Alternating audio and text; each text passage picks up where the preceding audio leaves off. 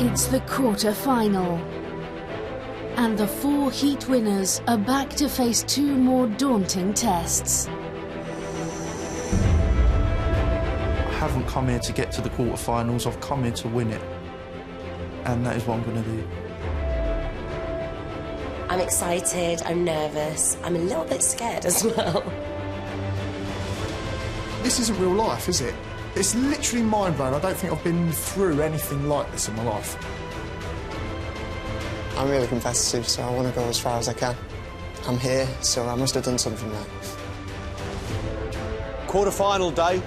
Many cooks have tried, but we have found the best 4. Today, this competition gets serious.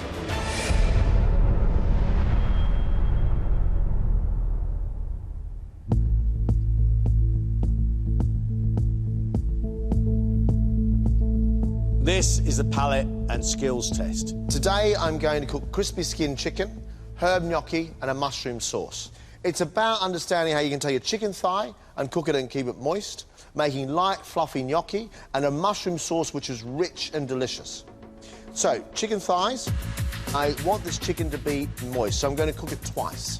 Poaching it in stock first, and then I'm pan-frying it with some paper and a little bit of oil. I find it unlikely that the contestants will work out to poach the chicken first. Now, the gnocchi only has potatoes, flour, a little bit of salt and some pepper, and then I'll put some herbs in. And I'm hoping that our 4 will identify the tarragon and parsley.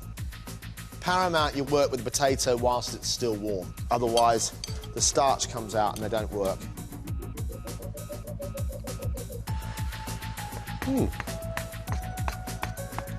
And then with a fork, and you roll it, and you get a little gnocchi.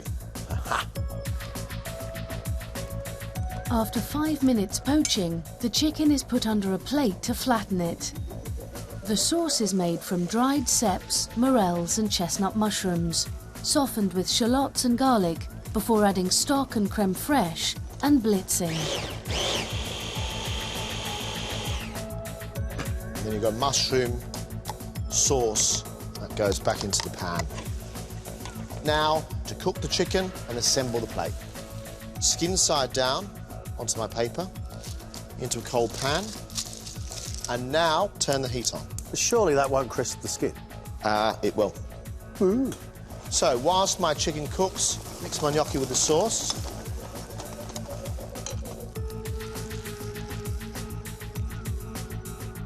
That's crispy enough.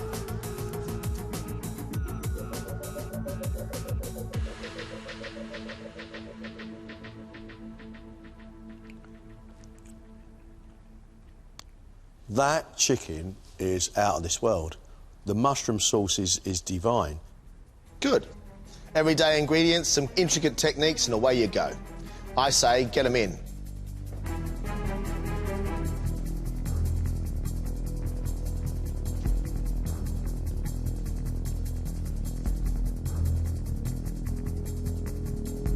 John's made you a dish. We want you to taste it. Write down what you think is in it. 10 minutes, guys. Good luck.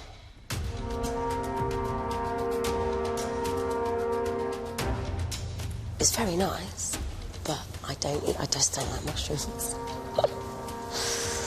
Oh dear.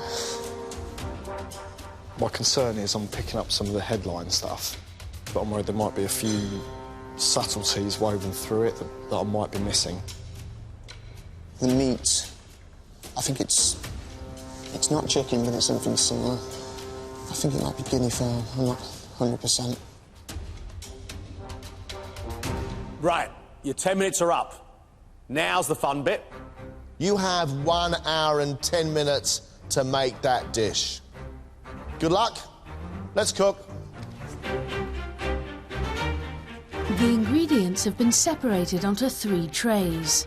For the protein, the gnocchi and the sauce. But not all of them were used in John's dish.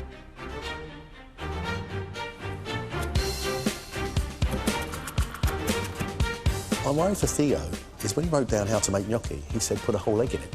Now, there isn't an egg what I love the most is that Luke doesn't even realise it's chicken. Luke thinks it's either partridge or guinea fowl. If I go out for some food and it's something I like, I will try and work out what's in it and try and recreate it back home. But who's to say if I got it right or not? Luke, we know, takes the humble, the everyday, and elevates them into gems of beauty. We know he's got a great imagination and can create, but can he copy? Luke, how are you with gnocchi? I never made it before, but I think I've got a good idea how to make it. It's sort of a combination of potato and pasta. There's tarragon, I think, in the gnocchi, and then just incorporate the flour and hopefully it'll be fine. You trust your feelings on this one? At the moment, yes.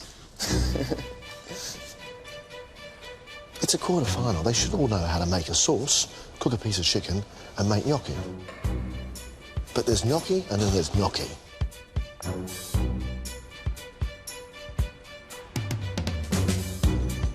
Theo is an outrageous cook. Lots of different processes, lots of different flavours. We've seen food from Cyprus, we've seen food from the Mediterranean, and we've seen food from Asia. He's only got 3 things to do. I think Theo may do all of this in 10 minutes and then have nothing to do and maybe set light to the kitchen.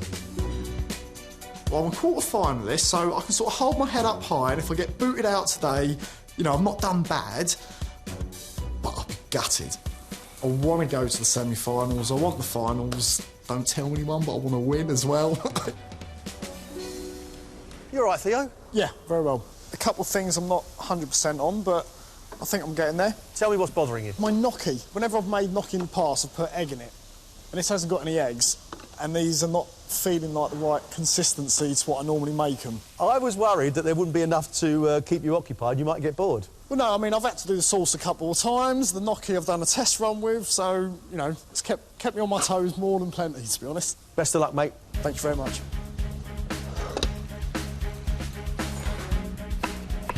You're halfway. You've got 35 minutes left. Anna, I love her food. And up till now, her food has been big, it's been hearty, it's been generous. This is a lot more refined. I don't think food has to be flash to taste really good. I think you can take simple ingredients, and as long as you put them together well, then I think you can have an amazing dish. Anna, this didn't seem the happiest of benches a little while ago. It wasn't, no. Why? Because I've never cooked gnocchi before, and I don't like mushrooms. So how are you going to taste it and know it's right? And I've done it more on smell. That mushroom sauce needs to be smoky, it needs to be rich, and it needs to be a little bit creamy as well, and just to cling to the outside of that gnocchi. And it can't be too strong.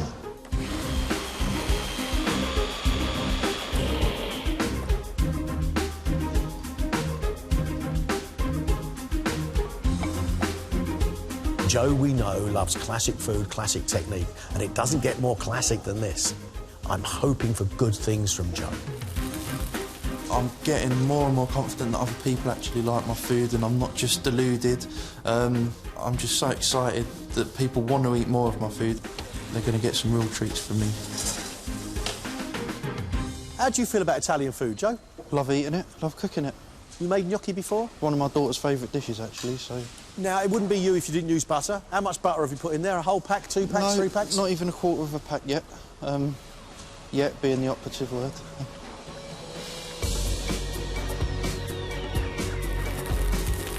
Your final 10 minutes, everybody. Just 10 minutes left. Sauce, gnocchi, chicken. Got to put creme fraiche in my sauce. My chicken's in the oven, it's almost there. Then hopefully it'll all start coming together unless I've completely messed up and left something out, but hopefully I haven't.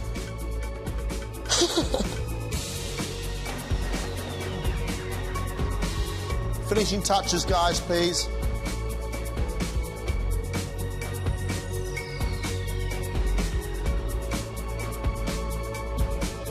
Time's up. That's it, stop.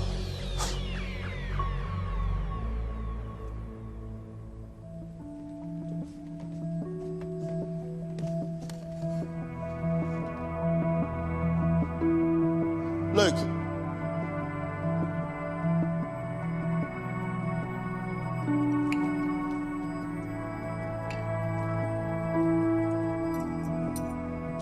Your gnocchi are nice, really quite soft and lovely flavour of tarragon. Your chicken is moist.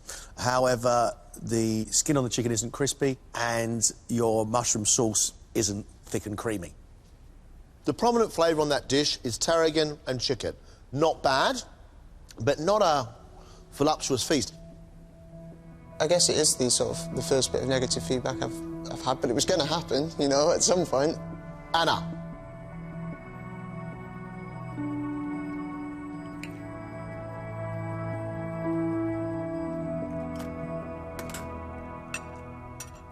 Textures here are brilliant. Great chicken, great gnocchi. The flavours are a little lacking. You need seasoning, you need tarragon, and that mushroom sauce is too strong. You need a lot more tarragon in your gnocchi, and you definitely need to go and touch the pepper pot. Yeah, I think I did make the best of a bad situation. Not too bad. Maybe I'll become a lover of mushrooms one day. Jojo.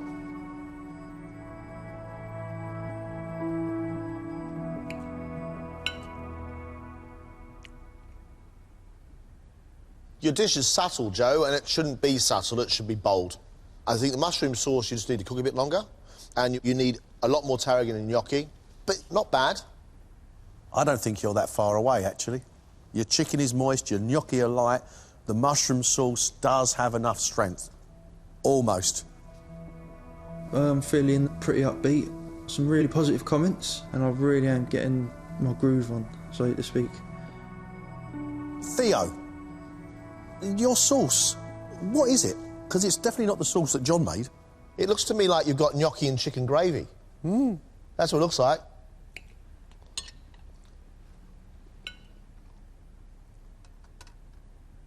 Your chicken is nice and moist, but your gnocchi are too dense.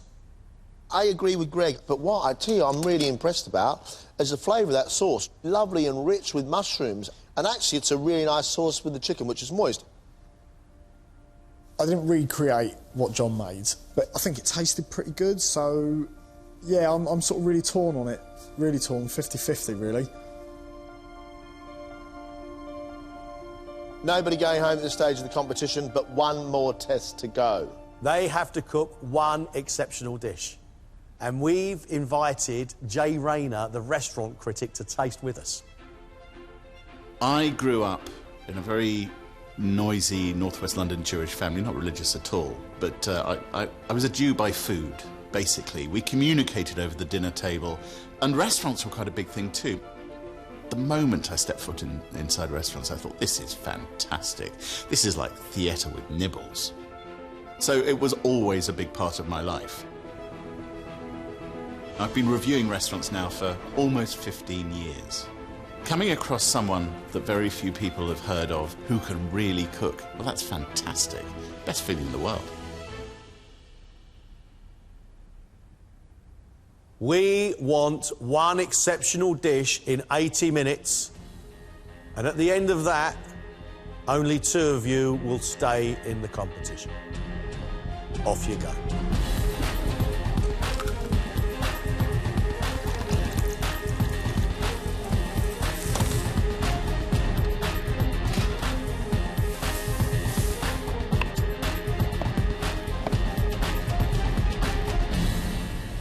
Luke, you seem to be bouncing around happily. Yeah, I love making this dish. Tell me what it is exactly you are making. Ravioli of pancetta, potato and asparagus. Inside that, there's going to be not 1 but 2 quail's yolks. So it's like a double yolker ravioli. You want to stay in the competition? Oh, yeah, yeah. I love cooking in this kitchen. The stress of it is sort of like, it's brilliant. Best of luck, mate. Thank you. I'm making my own pasta. I have a flour to egg ratio, so the first thing I'll be doing is weighing out my egg, dividing by 0.47, and that will tell me how much flour I need to use.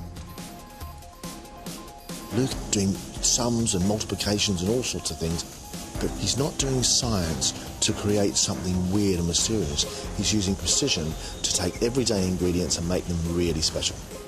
It's really quite exciting.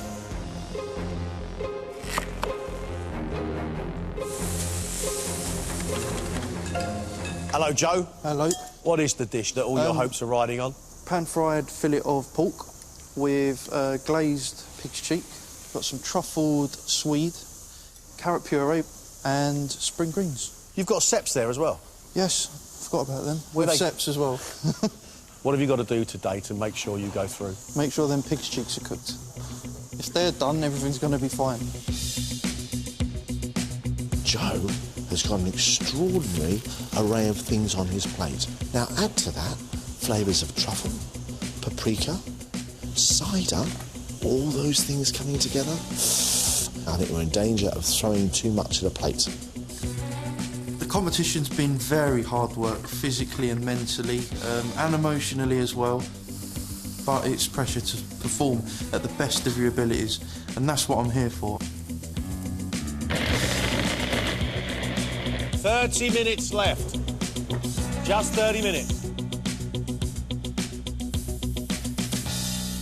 What are you making? I'm doing pork chop with parsnip dauphinoise, red cabbage, some pork and sage bonbons. What's a pork bonbon?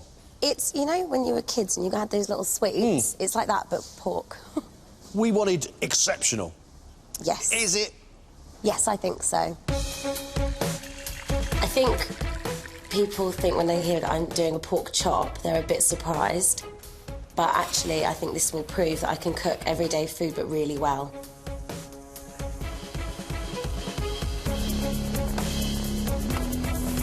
It's all about the oxtail, this gorgeous filling for my ravioli.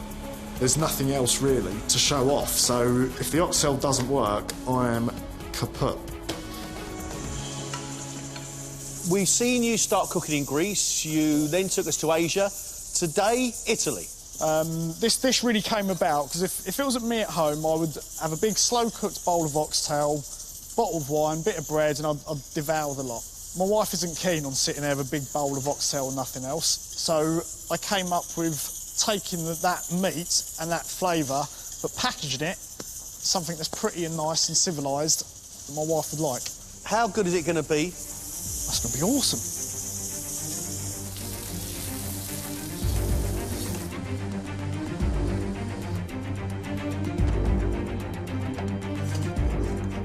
Happy?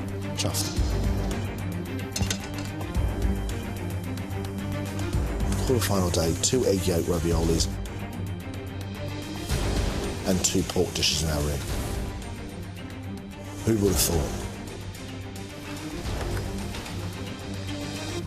Crazy, but you've only got 15 minutes left.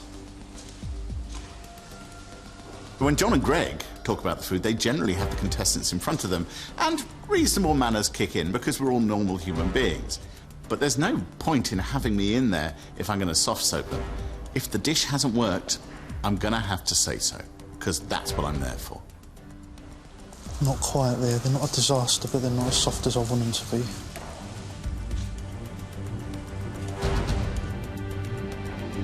Last 3 minutes.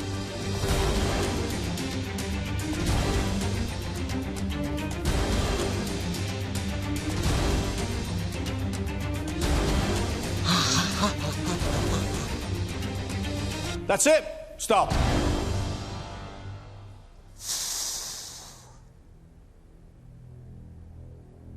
Because this is so important, we're bringing in somebody else to taste with us. Someone who is brutally honest about what he thinks. Restaurant critic, Jay Rayner.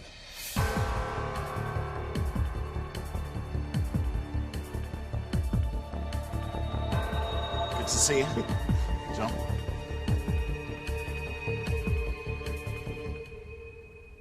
Luke, could you bring your plate up, please?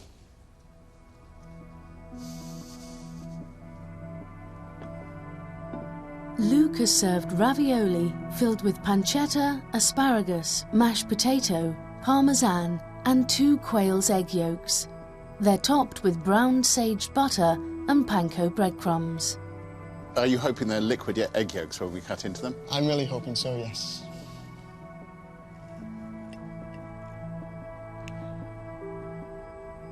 Oh, yeah. The yolk is running. That is very hard to get right.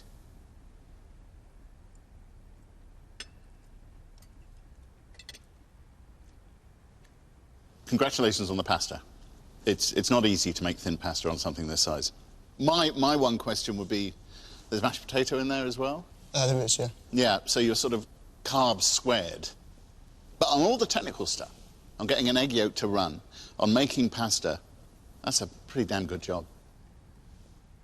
The ravioli is just stunningly beautiful and as light as you can get. The pancetta is the smoky saltiness, but we need more.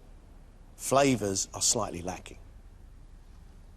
I agree. I think I could probably do with a little bit more flavour, but I think that what you've got here is the nucleus of absolute brilliance. So it's nearly all the way there. Just improve on that flavour. Oh, I hope this isn't the last time I'm sat in Big Bluey.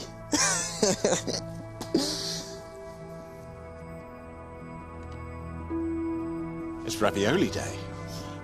Theo's ravioli are filled with a poached quail's egg and slow-cooked oxtail flavoured with star anise. They're served on spinach and parmesan puree with caramelised shallots and buttered leeks, topped with walnuts. Now, I'm afraid that one is set. Yeah, fair enough.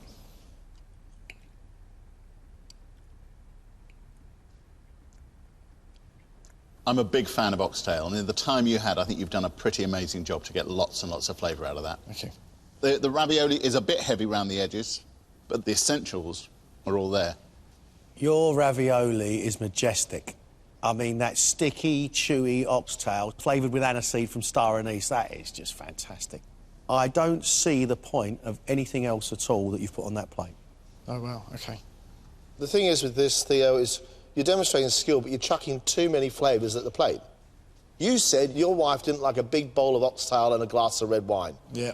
Well, I think it's time for you to swap wives, mate. Or marry me, it's fine. They polished off all the ravioli, they just didn't eat anything else. So, yeah, I don't know.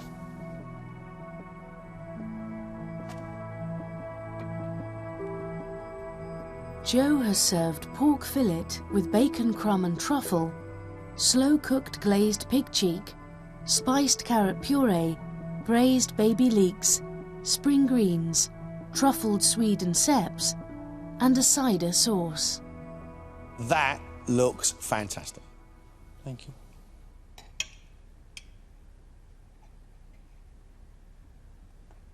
The great thing about pork is it's full of fat, but the pork fillet, that's the one bit of the pig that isn't. So you've got to have done a really brilliant job to get flavour out of that. And the cheek has not really been cooked for long enough. So it's sort of, sadly, it's not doing it for me. There are some beautiful flavours on there, but I'm not convinced they all belong together. Believe in that little bit, that jam, that beautiful bit of swede and truffle with a piece of pork. That's all you need. Yeah. Didn't go as brilliantly as I thought it was going to, but it wasn't an absolute disaster. So it's on a knife edge. I think it's 50-50. Finally, Anna has cooked a pork chop with parsnip gratin, braised red cabbage, pork and stuffing bonbons, and an apple, cider and sage sauce. So the pork chop on end. If it stands up like that, I feel it should be there. I like a bit of height in my dish. Maybe that's how they built Stonehenge. If Stonehenge was built out of pork chops, I'd gone and seen it years ago.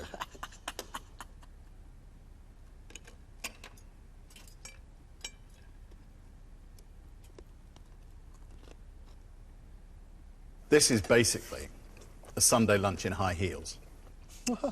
But there are certain things that are kind of off. So your dauphinoise is just a little under-seasoned. The pork, I'm afraid, is pretty damn dry. But I do like your pork and sage stuffing balls. You can call them bonbons if you like. Some great ideas. There's stuff there that I really like. Your crackling's great. It's crispy and salty. Love the idea of parsnip dauphinoise, but the parsnips need to be a bit softer. Your red cabbage, I think it's lovely and tasty with the crackling and your crispy bits of parsnip, but it does need a sauce, and that pork chop needs to be cooked properly and be lovely and moist. I think that was one of the weakest things that I've cooked. I needed to really up my game in this round, and I just didn't. Jay, it's been great. Thank you for inviting me to your table. See you soon. For me, there's one person in here who stands out like a sore thumb in a very good way. Luke's an amazing cook. Just seems to have endless knowledge and endless technique. But I want his food to taste good, John, and today it was a little lacking. Anna's food is from the heart and from the soul. Pork, parsnip, applesauce, red cabbage and stuffing. It should have tasted of Christmas, and it didn't. It sort of felt a bit short of that, which is a shame. Joe put a lot of work into his food today. I mean, he really did. That puree of swede with the truffle and the ceps was delicious, but the cooking was not quite where it should be. Theo made me really lovely oxtail ravioli. And then, for reasons best known to himself, he stuck 3 pyramids of enormous leek and some pickled onions. He just keeps on putting stuff on the plate that doesn't actually belong. The ravioli was stunning. We have to make a decision. We had to choose 2.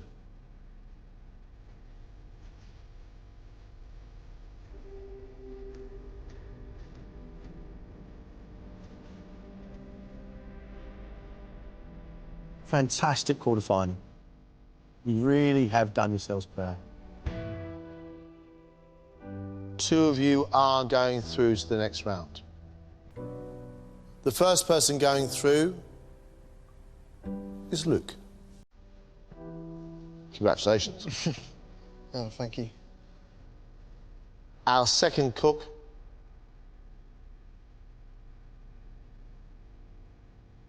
is Theo. Congratulations.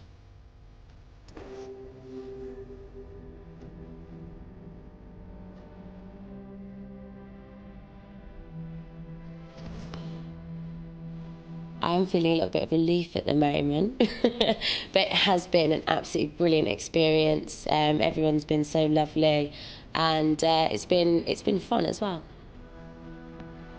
I'm proud of the way I performed. Would have liked to have gone further, but ultimately it wasn't to be. I'm bouncing off the walls. I can't believe it. Is it wrong if I ask you to slap me right now? I feel like I need a reality check. Here's to ravioli. Just the best feeling in the world. Absolutely brilliant. Today was tough again. The standard was ridiculous. I really thought I was going home. It tastes amazing right now. It's definitely the best glass of champagne I've had in my life.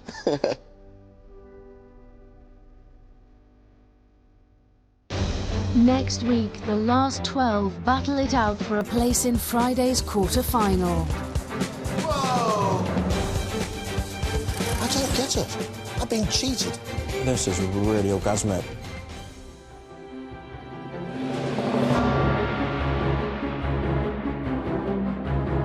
And MasterChef continues next Wednesday at 8 on BBC One.